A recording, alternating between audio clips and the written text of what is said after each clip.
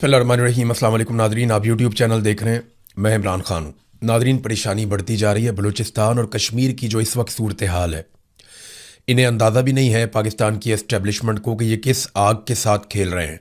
ना इन्हें तारीख़ का इदराक है, ना ये इन लोगों के बारे में जानते हैं, और ना इन्हें लोगों के शऊर का इस वक्त अंदाज़ा है।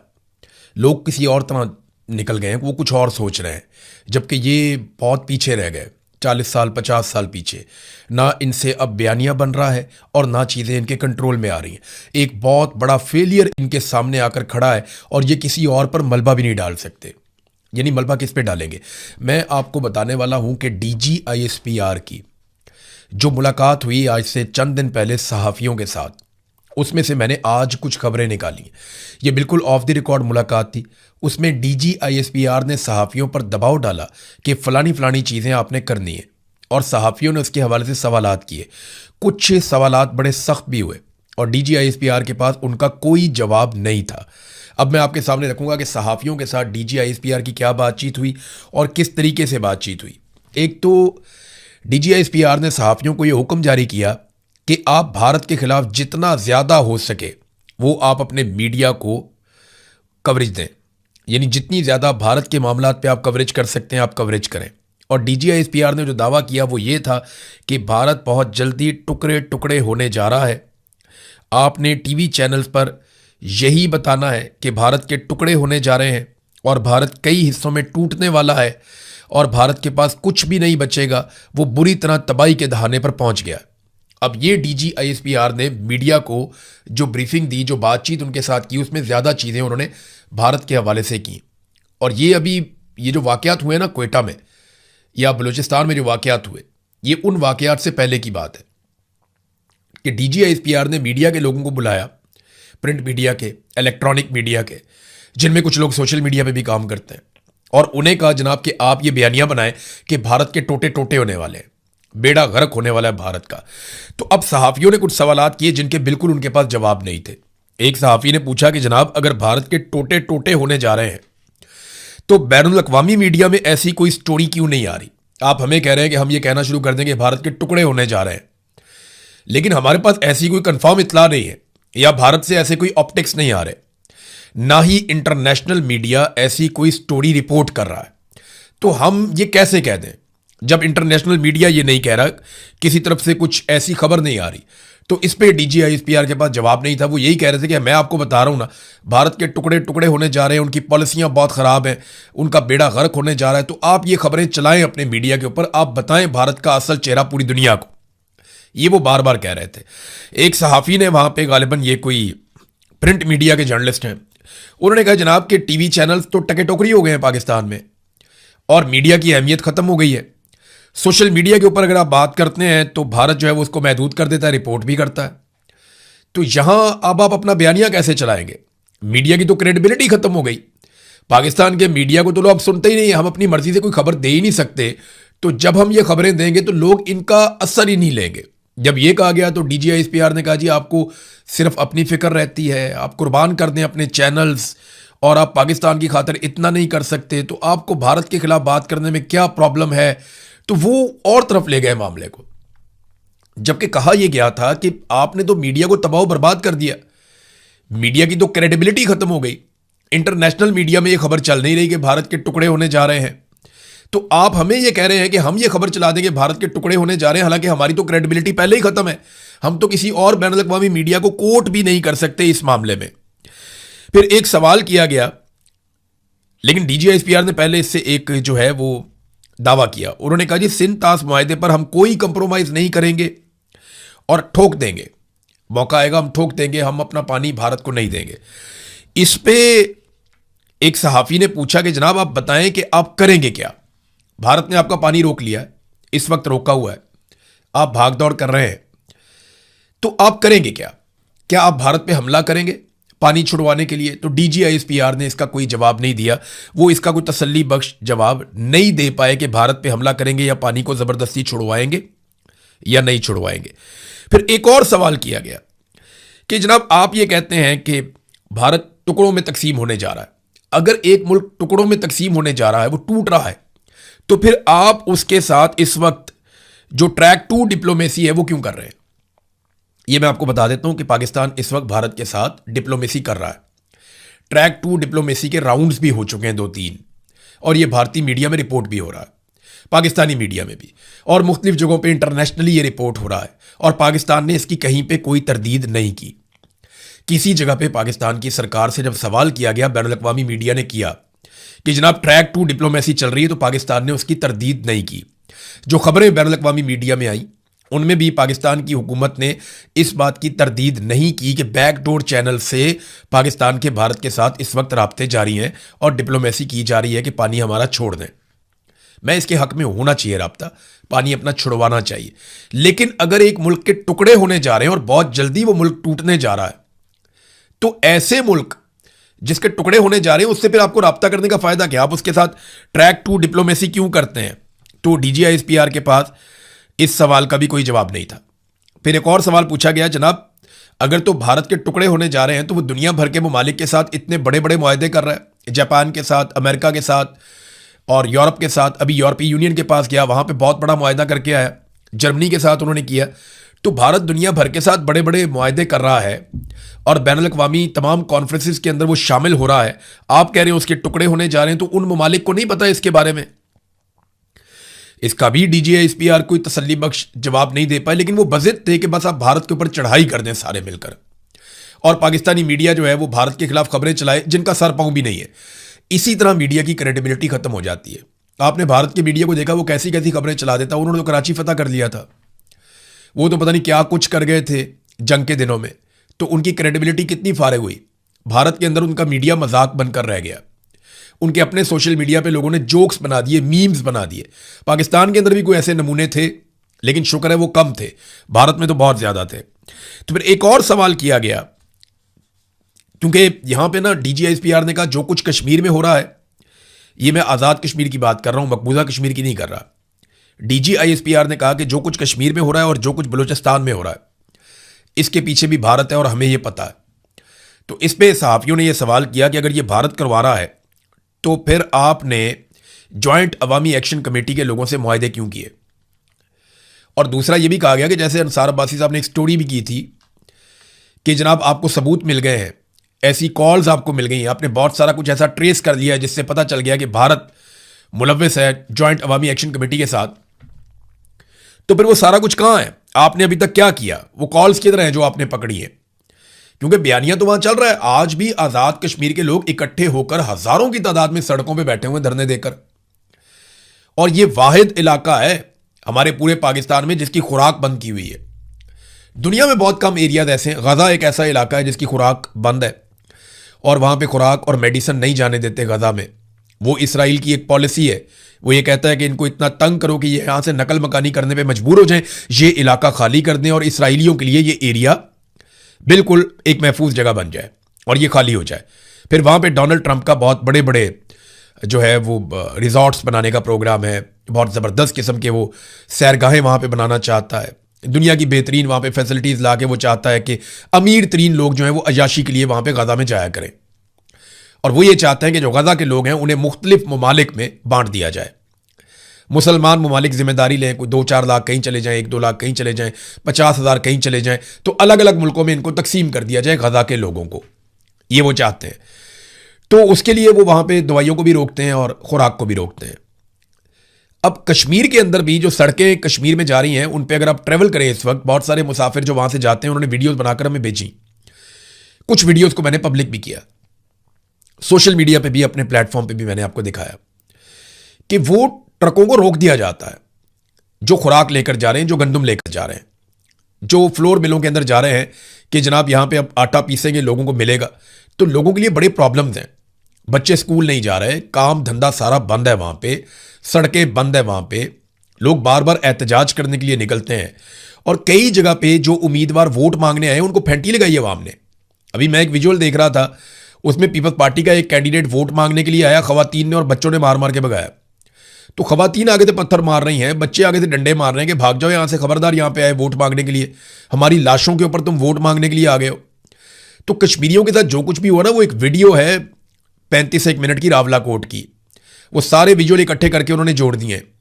वो 35 मिनट की आप वीडियो देख लेना, आज मैंने उसके कुछ मनाजिर देखे हैं तो आपका दिल दहल जाएगा। जिस तरीके से रावलाकोट के अंदर लोगों को मारा गया है ना, ऐसा तो दुश्मन मुल्क के अंदर नहीं किया जाता। सिक्योरिटी फोर्सेस ने ना मस्जिद का लिहाज किया, ना अस्पताल का लिहाज किया, ना किसी और जगह का लिहाज किया। हर जगह पे शहरियों को निशाना बनाया, बहुत मारा लोगों को। बेशुमार लोग जख्मी भी हुए। अस्पतालों के अंदर जख्मियों को भी मारा गया, आके डंडों के साथ मारा गया। तो बहुत अजीबोगरीब मनाजिर हैं जो मैंने देखे हैं। मैंने भी वो पूरी वीडियो नहीं देखी, मेरी हिम्मत नहीं पड़ रही थी कि इस तरह से हो सकता है कि अपने ही लोगों को ऐसे मारा जाए, ऐसे ही उनके साथ ज्यादती की जाए। बहरहाल DGISPR ने ये सारी चीज़ें डिमांड की और जब सवालात उनसे किए गए तो उन सवालात के उनके पास कोई तसल्ली बख्श जवाबात नहीं थे। बलूचिस्तान से नाजरीन, क्योंकि धरना भी वहाँ पे जारी है, दावा ये किया जा रहा था कि धरना ख़त्म हो गया, रास्ते खुल गए हैं, लेकिन इसके बावजूद जो रिपोर्ट्स आ रही हैं धरना जारी है। वहाँ पे लोग एहतजाज कर रहे हैं। एहतजाज किस लिए कर रहे हैं? वो ये कहते हैं कि हमें दुश्मन ने नहीं मारा, हमें अपनों ने मरवाया है। वो ये कहते हैं कि हमें प्लानिंग के तहत मरवाया गया ताकि जो मकामी अफराद हैं वो जरगे बुलाएं, वो बहुत बड़े बड़े अपने कबायली फोर्सेस तैयार करें और वो हथियारबंद होकर बंदूकें उठाकर TTP के साथ और रियासत जिसकी तरफ इशारा करे वो उसके साथ लड़ पड़े। तो इसलिए ये सारा एक मामला होने दिया गया। अब वो इस बात के ऊपर पूरी तरह से कन्विंस्ड हैं। वो ये कहते हैं बलूचिस्तान के लोग कि ये जो हमारे बच्चे या हमारे जो नौजवान शहीद हुए हैं, ये दुश्मन ने शहीद नहीं किए, ये हमारे अपनों ने शहीद करवाए हैं। इन्हें ऐसा किया गया कि बांध के हवाले कर दिया गया कि मार दो। 5 घंटे तक वो मदद मांगते रहे और 15 मिनट की दूरी के ऊपर मदद थी। मदद उनको 5 घंटे तक नहीं मिली और उनको नजर आ रहा था कि वो अब शहीद हो जाएंगे। और उनके लवाकिन ने इंटरव्यूज दिए हैं, वो बताते हैं जनाब वो हमारे साथ राब्ते में थे।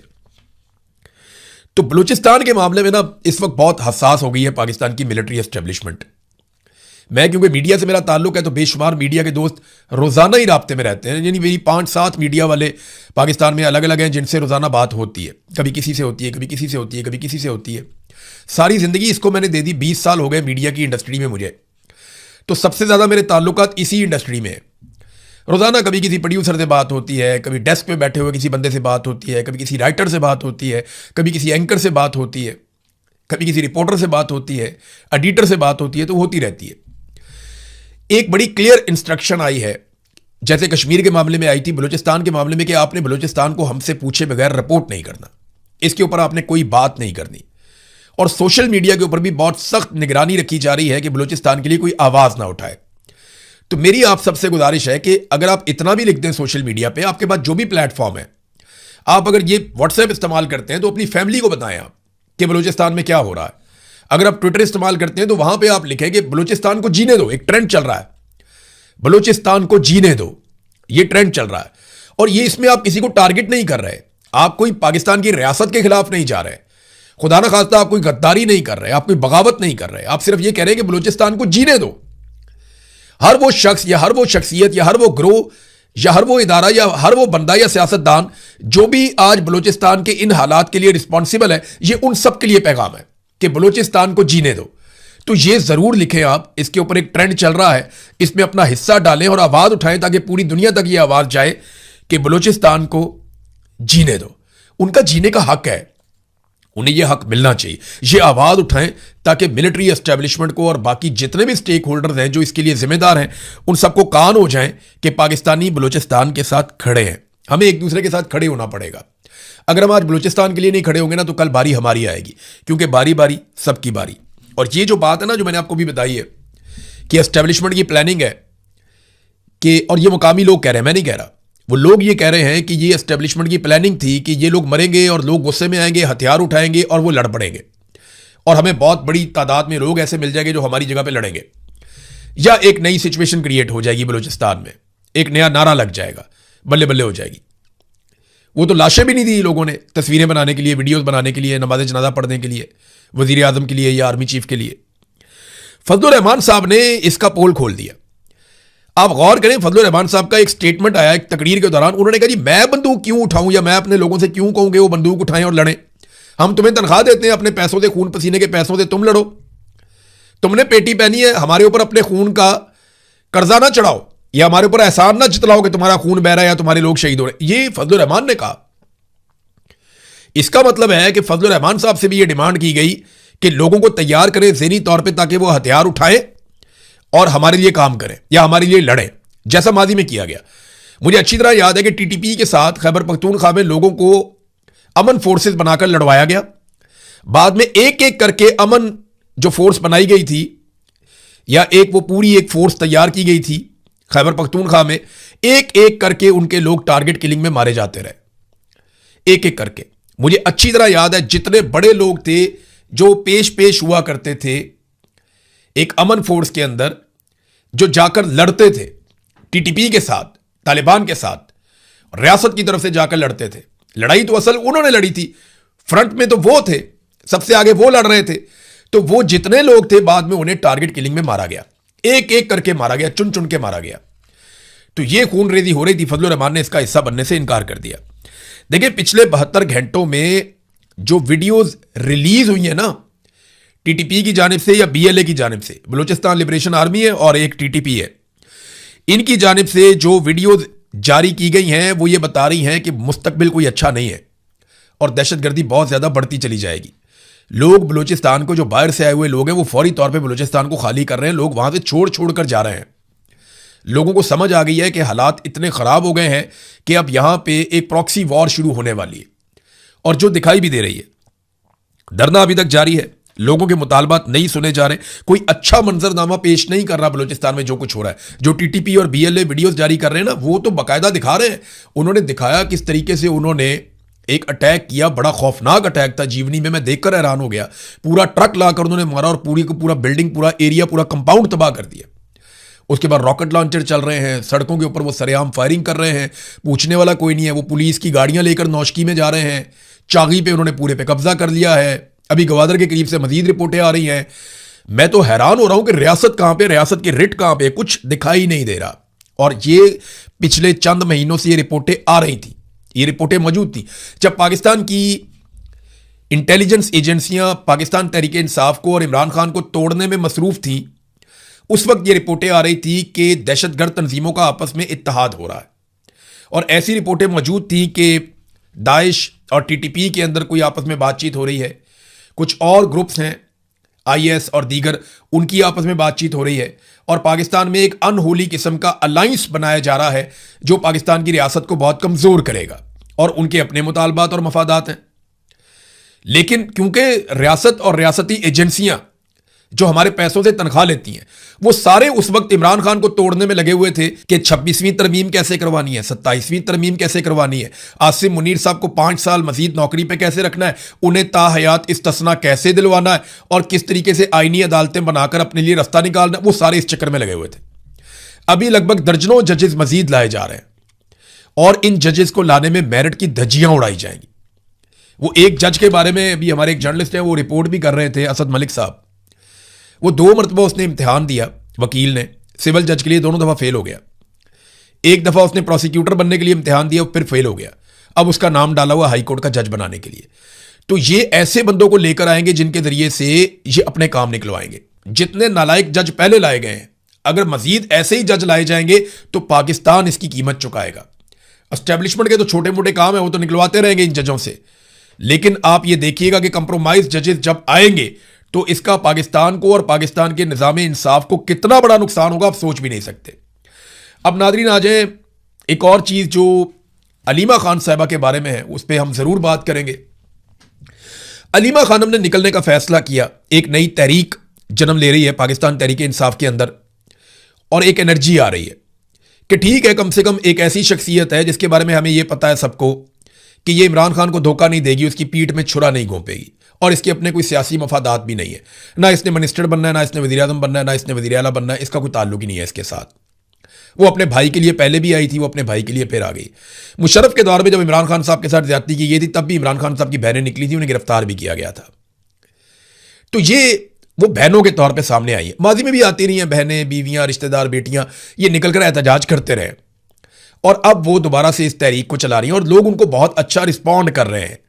जिन लोगों ने थोड़ी बहुत तनकीद की, उन लोगों को सफाइयां देनी पड़ गई क्योंकि धोकर रख दिया पाकिस्तान तहरीक इंसाफ के सोशल मीडिया ने, या ओवरऑल सोशल मीडिया ने इसके ऊपर बहुत जबरदस्त और खौफनाक रिएक्शन भी दिया। अब अलीमा खानम को अगर ना रोक पाई एस्टेब्लिशमेंट तो ये एक तहरीक बहुत बड़ी बन जाएगी और एस्टेब्लिशमेंट पे दबाव बनेगा। फेलियर तो इनका बहुत बड़ा हो गया। इन्हें समझ नहीं आ रही कि ये मुद्दा किसके ऊपर डालें, क्योंकि पौने 2 साल से पाकिस्तान तहरीक इंसाफ ने कोई बड़ा एहतजाज नहीं किया, वो निकले नहीं एहतजाज करने के लिए, तो फ्री हैंड है हुकूमत को। जबकि कोई ऐसी रुकावट इनके रास्ते में नहीं थी, डोनाल्ड ट्रंप का बूट भी इनके गले में लटका हुआ था, तो किसी किस्म की रुकावट नहीं थी कि ये तरक्की ना कर पाते। लेकिन इतना बड़ा फेलियर हुआ कि दहशतगर्दी में पाकिस्तान सबसे नंबर 1 पे आ गया। पासपोर्ट पाकिस्तान का इन्होंने बेड़ा गर्क करके रख दिया। सरमायाकारी पाकिस्तान से 100 अरब इन्होंने लेकर आने थे, $100 अरब पाकिस्तान से निकल गया। महंगाई अपने अरूज पे पहुंच गई, बेरोजगारी और गुर्बत में इजाफा हो गया। कोई एक चीज भी पाकिस्तान में बेहतर नहीं हुई, बल्कि पाकिस्तान में कर्जों के नए रिकॉर्ड इन्होंने कायम कर दिए। अब अगर आप प्लस और माइनस करें तो सारा माइनस ही माइनस है, प्लस है कुछ नहीं। तो अब ये मुद्दा किस पे डालें, इनको ये भी समझ नहीं आ रही। हुकूमत मुकम्मल तौर पे कोलैप्स हो चुकी है, पूरा रिजीम फेल हो चुका है, और अब उन्हें किसी पे तो डालना होगा। डालें किस पे? तो अलीमा खानम को ऐसा लगता है कि गिरफ्तार किया जाएगा। नजम सेठी ने यह खबर सुना भी दी कि अलीमा खानम को गिरफ्तार किया जा सकता है, उन्हें सजा सुनाई जा सकती है। उनका यह तज्जिया है, लेकिन देखिएगा कि आने वाले दिनों में आसिम मुनीर साहब की यह मजबूरी बन जाएगी। उन्हें अलीमा खानम को पकड़ना पड़ेगा, क्योंकि उसके बगैर उनका गुजारा नहीं है। और अलीमा खानम अगर खैबर पख्तूनख्वा में ही जलसे और जुलूस करती है और बहुत बड़ी मिकदार में खैबर पख्तूनख्वा को तगड़ा करके खड़ा कर देती हैं और अपनी दूसरी बहनों को कहती हैं कि आप अडियाला जेल जाओ, तो एक नई सिचुएशन हो जाएगी। क्योंकि खैबर पख्तूनख्वा से उन्हें गिरफ्तार करके ले जाना, यह खैबर पख्तूनख्वा वालों के लिए बड़ी मुसीबत बन जाएगी। तो अब सिचुएशन खेल जो है ना, वो एक नए मरहले में दाखिल हो गया है, जिसके ऊपर हम नजर रखेंगे। लेकिन एक चीज और एक सवाल जो आप सबको पूछना है, जो मैंने भी पूछा था, कि 57,000 ब्लू पासपोर्ट किन लोगों के पास है, इसकी एक फहरिस्त जारी होनी चाहिए। पाकिस्तानियों को पता चले कि वो कौन से ऐसे 57,000 चहीते हैं जिन्होंने अपने पास ब्लू पासपोर्ट रखे हुए हैं। अब तक के लिए इतनी, अपना ख्याल रखिएगा, अपने चैनल का भी। अल्लाह हाफिज।